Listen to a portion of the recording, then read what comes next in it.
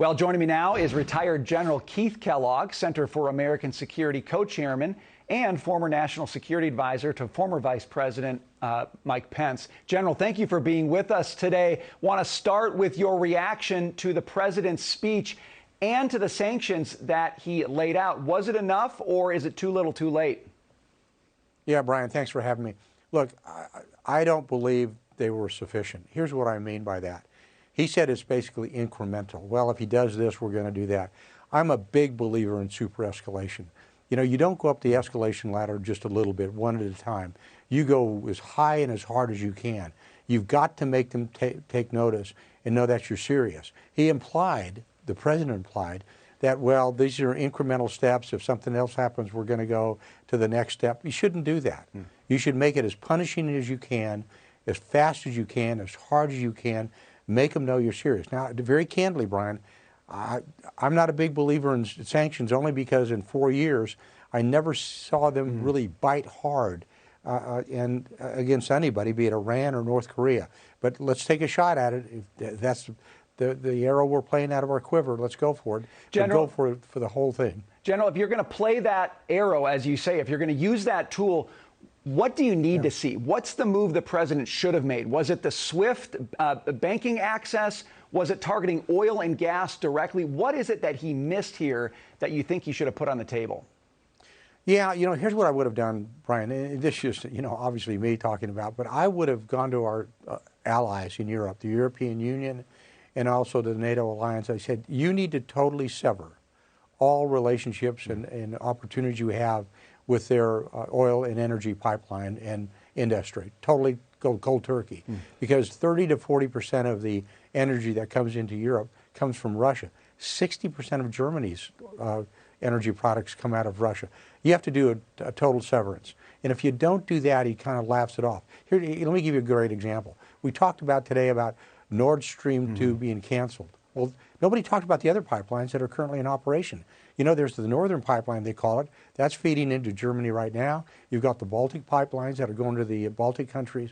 Those are still going on. They're still pumping energy into Western Europe. So they need to take a hard call, and it's going to be hard on them, and I understand that. But we should also, when we do that, we go to the European alliance, and we say, look, we will help you to backfill it. We'll go to our allies in the Middle East.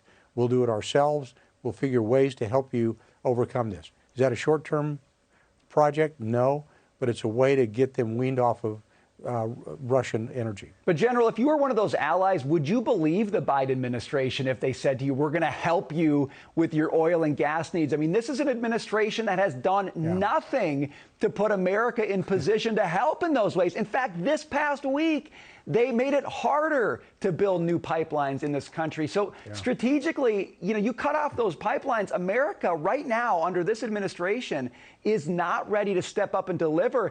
Isn't that the bind that keeps us from fundamentally solving this problem?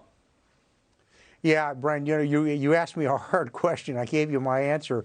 And unfortunately, the answer you just gave is, you're right, no. You can't trust us to do it. I wouldn't trust us to do it at all. I mean, this is a very weak administration. And I'm watching what they are doing, and they're actually playing from weakness. And you look at Putin. Putin's clearly got his game plan in mind, and he's operating from strength. And we kind of are just kind of going at this incrementally.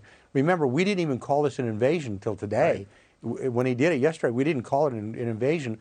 We called it an incursion and peacekeeping operations. I think that's amazing because we just don't have a good handle on it. It's disappointing, but you asked me a hard question. I gave you an answer, knowing the answer was really no. Well, let me give you another hard question. It is an invasion. 2 weeks from now, where do you expect to see Russian troops? 1 month from now, where do you expect to see Russian troops? Yeah, look, I think we're into a Cold War, and here's what I would expect to see, basically what happened today with the sanctions with Putin. Putin has told us he thinks sanctions are an act of war, and really they are. Sanctions are. I expect to see, if worst casing it to me, you're going to see Russian troops on the Dnieper River, which means they have controlled 1/3 of Ukraine, the eastern 1/3, which is predominantly Russian-speaking. My biggest fear if he keeps going. But Putin believes now that the United States of America, using those sanctions against him the other oligarchs, we've declared war. Look, Vladimir Putin is a thug, okay? He does things well beyond the pale of civilized leaders. But he's somebody we're going to have to deal with. And fortunately, I don't think we're dealing with him as tough as we should be doing right now. General Kellogg gave some tough questions. You gave me some good answers. Thanks for hanging with us. We appreciate it. Yeah, thanks, Brian.